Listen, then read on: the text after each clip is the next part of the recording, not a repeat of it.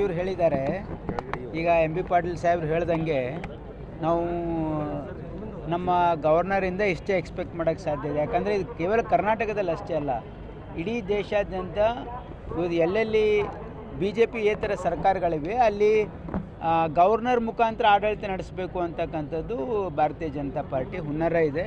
ನೀವು ನೋಡಿ ಕೇರಳದಲ್ಲಿ ಇರ್ಬೋದು, ಅಥವಾ ನಮ್ಮ ತಮಿಳ್ನಾಡಲ್ಲಿ ಇರ್ಬೋದು, ವೆಸ್ಟ್ ಬೆಂಗಾಲಲ್ಲಿ ಇರ್ಬೋದು, ನೀವು ಎಲ್ಲ ಕಡೆಯೂ ಕೂಡ ಎಲ್ಲೆಲ್ಲಿ BJP ಏತರ ಸರ್ಕಾರಗಳಿವೆ ಅಲ್ಲಿ BJP ಏನು ಮಾಡ್ತಾ ಇದೆ ಅಂದರೆ ಅವರ ಗವರ್ನರ್ ಮುಖಾಂತರ ಅವರು ಆಡಳಿತ ನಡೆಸಲಿಕ್ಕೆ, ಹಸ್ತಕ್ಷೇಪ ಮಾಡಲಿಕ್ಕೆ, ಸರ್ಕಾರದ ತೊಂದರೆ ಕೊಡಲಿಕ್ಕೆ ಪ್ರಯತ್ನ ಮಾಡ್ತಾ ಇದ್ದಾರೆ. ಇದರಲ್ಲಿ ಹೊಸದೇನಿಲ್ಲ.